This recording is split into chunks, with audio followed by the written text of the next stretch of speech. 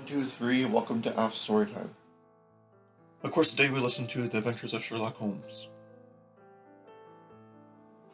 The Adventures of Sherlock Holmes. Adventure number 1. A Scandal in Bohemia by Sir Arthur Conan Doyle. To Sherlock Holmes, she was always the woman. I have seldom heard him mention her under any other name. In his eyes, she eclipses and predominates the whole of her sex. It was not that he felt any emotion akin to love for Irene Adler. All emotions, and that one particularly, were abhorrent to his cold, precise, but admirably balanced mind. He was, I take it, the most perfect reasoning and observing machine that the world has seen, but as a lover, he would have placed himself in a false position. He never spoke of the softer passions, save with a jibe and a sneer. They were admirable things for the observer, excellent for drawing the veil from men's motives and actions. But for the trained reasoner to admit such intrusions into his own delicate and finely adjusted temperament was to introduce a distracting factor which might throw a doubt upon all his mental results. Grit in a sensitive instrument or a crack in one of his own high-power lenses would not be more disturbing than a strong emotion in a nature such as his. And yet, there was but one woman to him, and that one woman was the late Irene Adler, of dubious and questionable memory. I had seen little of Holmes lately. My marriage had drifted us away from each other. My own complete happiness and the home-centered interests which rise up around the man who first finds himself master of his own establishment were sufficient to absorb all my attention, while Holmes, who loathed every form of society with his whole Bohemian soul, remained in our lodgings at Baker Street, buried among his old books, and alternating from week to week between pleasure and ambition, the drowsiness of the former and the fierce energy of his own keen nature. He was still, as ever, deeply attracted by the study of crime and occupied his immense faculties and extraordinary powers of observation following out those clues and clearing up those mysteries which had been abandoned as hopeless by the official police. From time to time, I heard some vague account of his doings, of his summons to Odessa in the case of the Trepoff murder, of his clearing up, of the singular tragedy of the Atkinson brothers at Trincomalee, and finally of the mission which he had accomplished so delicately and successfully for the reigning family of Holland. Beyond these signs of his activity, however, which I merely shared with all the readers of the daily press, I knew little of my former friend and companion. One night, it was on the 20th of March, 1888, I was returning from a journey to a patient, for I now had returned to civil practice, when my way led me through Baker Street. As I passed the well-remembered door, which must always be associated in my mind with wooing and with the dark incidents of the study in scarlet, I was seized with a keen desire to see Holmes again and to know how he was employing his extraordinary powers. His rooms were brilliantly lit, and even as I looked up, I saw his tall, spare figure pass twice in a dark silhouette against the blind. He was pacing the room swiftly, eagerly, with his head sunk upon his chest and his hands clasped behind him. To me, who knew his every mood and habit, his attitude and manner told their own story. He was at work again. He had risen out of his recreation-created dreams and was hot upon the scent of some new problem. I rang the bell and was shown up to the chamber which had formerly been in my part own. His manner was not effusive, it seldom was, but he was glad, I think, to see me. With hardly a word spoken, but with a kindly eye, he waved me to an armchair, threw across his case of cigars, and indicated a spirit case and a gasogene in the corner. Then he stood before the fire and looked me over with his singular introspective fashion. "Wedlock suits you," he remarked. "I think, Watson, that you have put on 7.5 pounds since I saw you. 7, I answered. Indeed.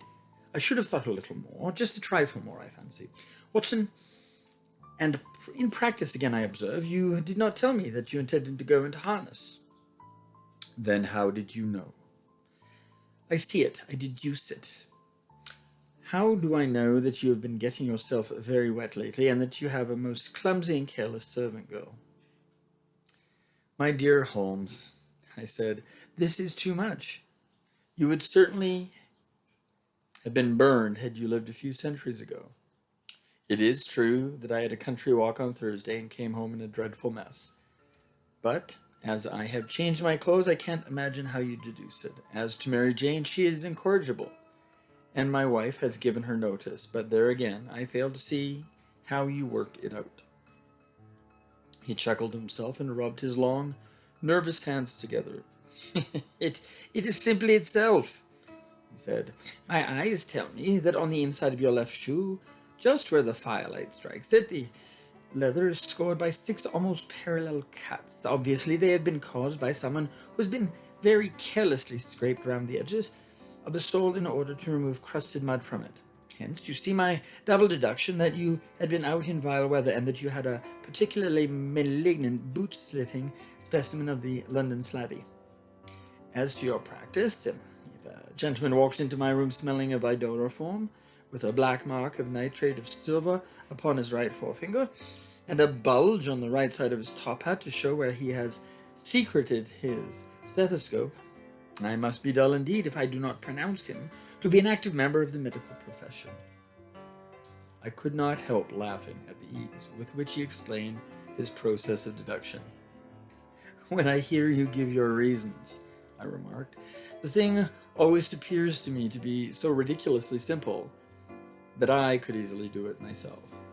Though at each successive instance of your reasoning I am baffled until you explain your process, and yet I believe that my eyes are as good as yours. Quite so, he answered, lighting a cigarette and throwing himself down into an armchair. You see, but you do not observe. The distinction is clear. For example, you have frequently seen the steps which lead up to the hall to this room. Frequently? How often? Well, some hundreds of times. Then how many are there? How many? I don't know. Quite so. You have not observed, yet you have seen. That is just my point. Now, I know that there are 17 steps, because I have both seen and observed.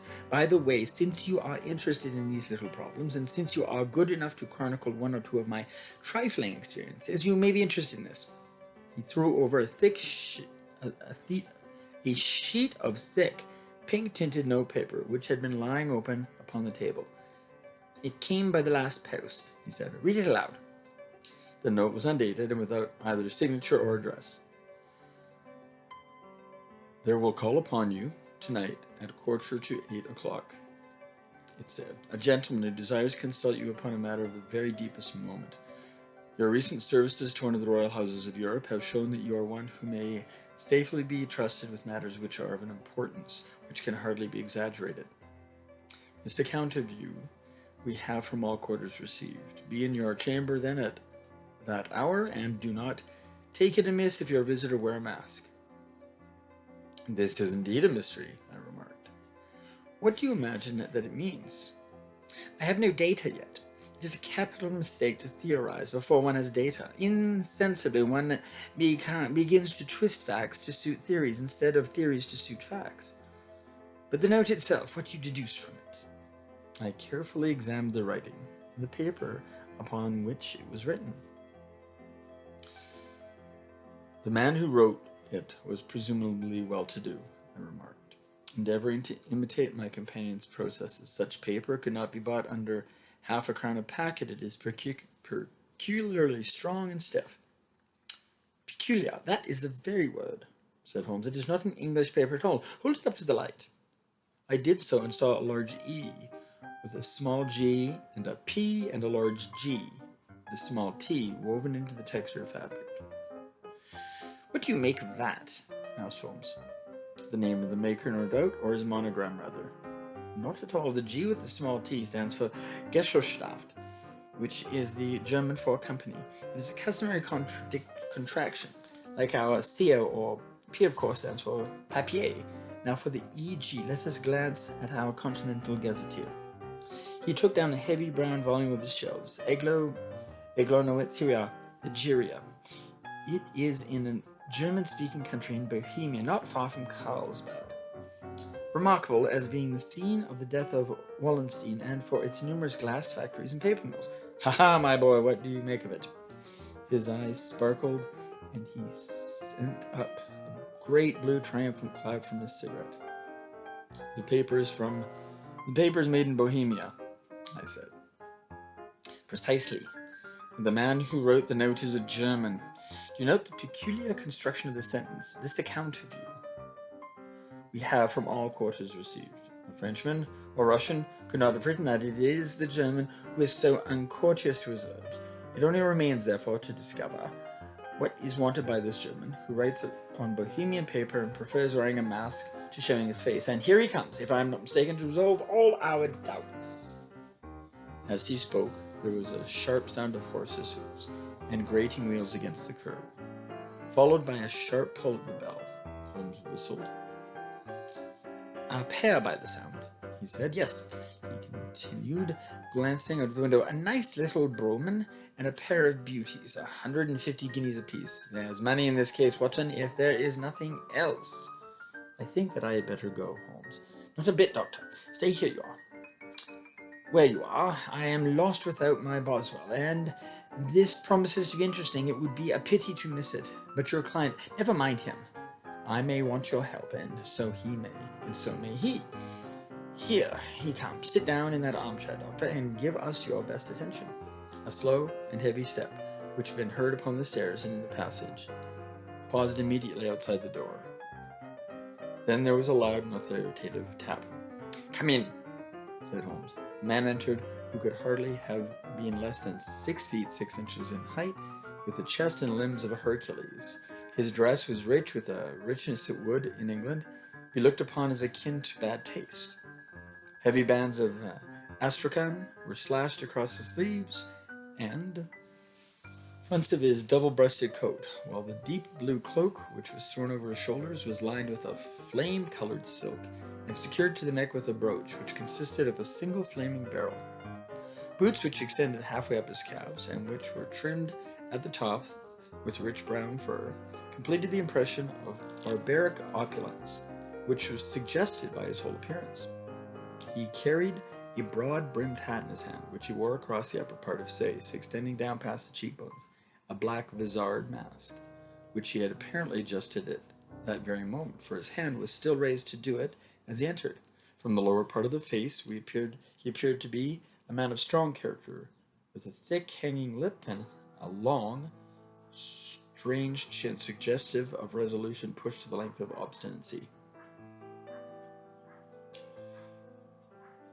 You had my note, he asked with a deep, harsh voice and a strongly marked German accent. I told you that I would call. He looked from one of the other to the other of us, as if uncertain which to address. Pray, take a seat. This is my friend and colleague, Dr. Watson, who is occasionally good enough to help me in my cases. Whom have I the honor to address? You may address me as the Count von Kram, a Bohemian nobleman.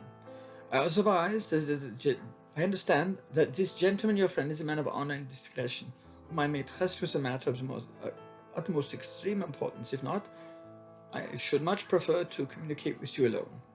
I rose to go, but Holmes caught me by the wrist and pushed me back into my chair. It is both or none, he said. You may say before this gentleman anything which you may say to me. The Count shrugged his broad shoulders. Then I must begin, he said, by binding you both to absolute secrecy for 2 years. At the end of that time, the matter will be of no importance. At present, it is not too much to say that this is of such weight, it may have an influence upon European history. I promise, said Holmes, and I. You will excuse this mask, continued our strange visitor. The august person who employs me wishes his agent to be unknown to you, and I may confess at once that the title by which I have just called myself is not exactly my own. I was aware of that, said Holmes dryly. Circumstances are of great delicacy, and every precaution has to be taken to quench what might grow to be an immense scandal and seriously compromise one of the reigning families of Europe. To speak plainly, the matter implicates the great house of Ormstein, hereditary kings of Bohemia. I was also aware of that, murmured Holmes, settling himself into his armchair and closing his eyes. Our visitor glanced with some apparent surprise at the languid, lounging figure of the man, who had been no doubt depicted to him as the most incisive reasoner and most energetic agent in Europe. Holmes slowly reopened his eyes and looked patiently at his gigantic figure. "If your Majesty would condescend to state your case," he remarked, "I should better be able to advise you."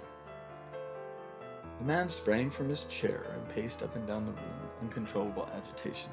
Then, with a gesture of desperation, he tore the mask from his face and hurled it to the ground. "You are right," he cried. "I am the king. Why should I attempt to conceal it?"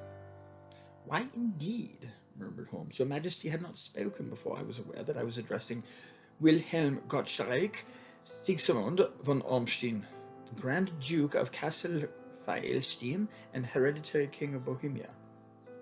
But you can understand," said our strange visitor, sitting down once more and passing his hand over his white high forehead. "You can understand that I am not accustomed to doing such business in my own person. Yet the matter was so delicate I could not confide it to an agent without putting myself in his power. I have come incognito from Prague for the purpose of consulting you." "Then pray consult," said Holmes, shutting his eyes once more.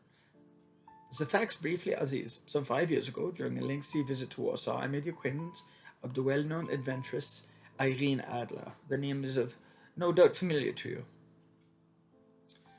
"Kindly look her up in my index box, Doctor," murmured Holmes, without opening his eyes. For many years he had adopted a system of docketing all paragraphs concerning men and things, so that it was difficult to make a subject or a person on which he could not at once furnish information. In this case, I found her biography sandwiched between that of a Hebrew rabbi and that of a staff commander who had written a monograph upon the deep-sea fishes. "Let me see," said Holmes. Born in New Jersey in the year of 1858, contralto, La Scala, prima donna Imperial Opera of Warsaw, yes. Retired from operatic stage, living in London, quite so. Your Majesty, as I understand, became entangled with this young person, wrote her some compromising letters, and is now desirous of getting those letters back." "Precisely so, but how? What? Was there a secret marriage?" "None. No legal papers or certificates? None." "And I fail to follow your Majesty. If this young person should produce her letters for blackmailing or other purposes, how is she to prove their authenticity?" "There is the writing." Pooh, forgery. My private notepaper, stolen. My own seal, imitated. My photograph, bought. We were both in the photograph. Oh dear. That is very bad. Your Majesty has indeed committed an indiscretion. I was mad, insane. You have compromised yourself seriously. I was only crown prince then. I was young. I am but 30 now. It must be recovered. We have tried and failed. Your Majesty must pay. It must be bought. She will not sell. Stolen then. 5 attempts have been made. Twice burglars in my pay ransacked her house. Once they diverted her luggage when she traveled. Twice she was been waylaid. There was no result. No sign of it. Absolutely none. Holmes laughed. "It is quite a pretty little problem," said he. "But a very serious one to me," returned the king reproachfully. "Very indeed. And what does she propose to do with the photograph? To ruin me. But how? I am about to be married, so I have heard, to Clodelt Lotham von Saxe-Meiningen, second daughter of the King of Scandinavia. You may know the strict principles of her family. She is herself the very soul of delicacy. A shadow of doubt as to my conduct would bring the matter to an end. And Irene Adler threatens to sell the photograph, and she will do it. I know that she will do it. You do not know her, but she has a soul of steel. She has the face of the most beautiful of women and the mind of the most resolute of men. Rather than I should marry another woman, there are no lengths to which she should not go, none.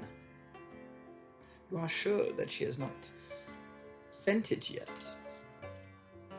I am sure. And why? Because she said that she would send it on the day when the betrothal was publicly proclaimed. That will be next Monday. Oh, then we have 3 days yet, said Holmes with a yawn. It is very fortunate, as I have 1 or 2 matters of importance to look into just at present. Your Majesty will, of course, stay in London for the present.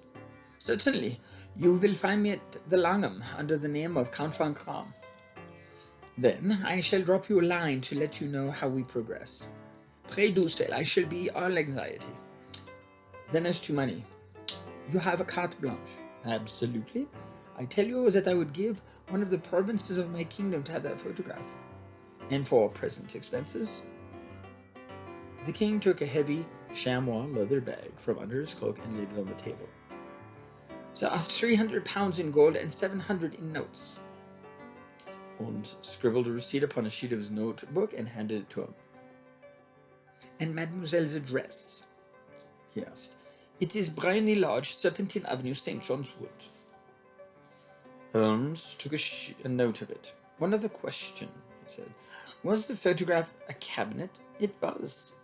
Well, then good night, Your Majesty, and I trust that we shall soon have some good news for you. And good night, Watson, he added, as the wheels of the royal brougham rolled down the street. If you will be good enough to call tomorrow afternoon at 3, I should like to chat this little matter over with you. At 3 o'clock precisely, I was at Baker Street, but Holmes had not yet returned. The landlady informed me that he had left the house shortly after 8 o'clock in the morning.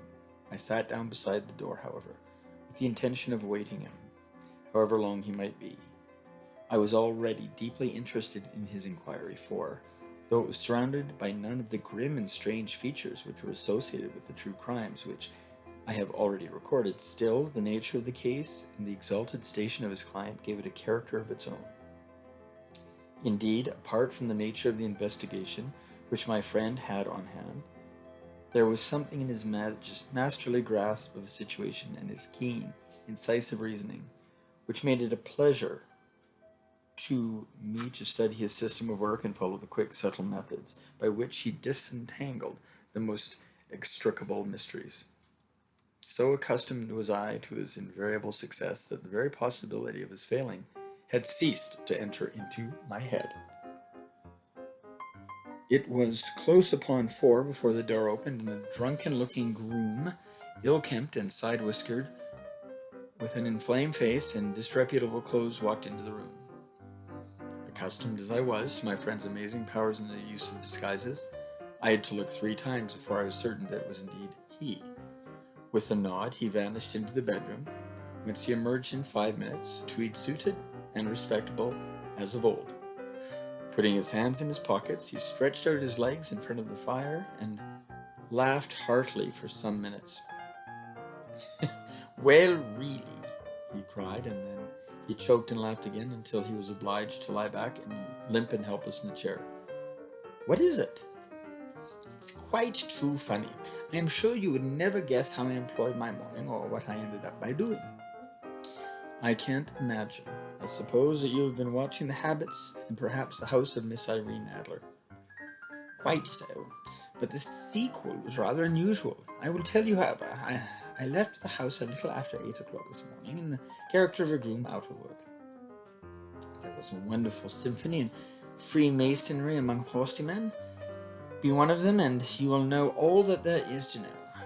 I soon found Briony Lodge. It is a bijou villa with a garden at the end, but built out in front right up to the road, 2 stories. Chubb lock on the door.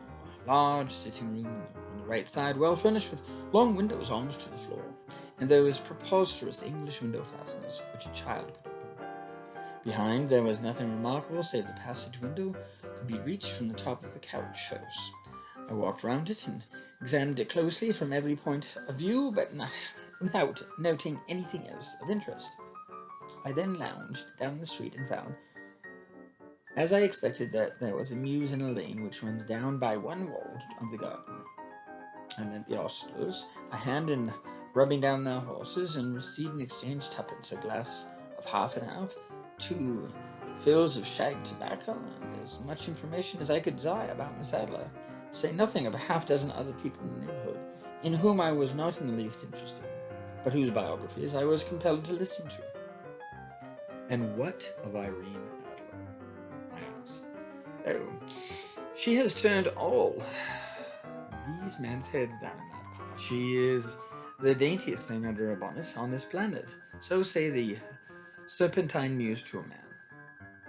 She lives quietly, sings at concerts, drives out at 5 every day, and returns at 7 sharp for dinner. Seldom goes out at other times except when she sings. Has only one male visitor, but a good deal of him. He is dark, handsome, and dashing. Never calls less than once a day, and often twice. He is Mr. Godfrey Norton of the Inner Temple. See the advantages of a cabman as a confidant? They had driven him home a dozen times from Serpentine Mews and knew all about him. When I had listened to all they had to tell, I began to walk up and down Briony Lodge once more and to think over my plan of campaign. This Godfrey Norton was evidently an important factor in the matter. He was a lawyer. That sounded ominous. What was the relation between them, and what the object of his repeated visits? Was she his client, his friend, or his mistress? If the former, she had probably transferred the photograph to his keeping. If the latter, it was less likely on the issue of. This question depended whether I should continue my work at Briony Lodge or turn my attention to the gentleman's chambers in the Temple. It was a delicate point, and it widened the field of my inquiry. I fear that I bore you with these details, but I have to let you see my little difficulties if you are to understand the situation. I am following you closely, I answered. Please join us next week for another episode of AAFS Storytime and Books Adventure. If you are enjoying reading along with us, please email AAFS and we will send you a copy of the book to read along with us.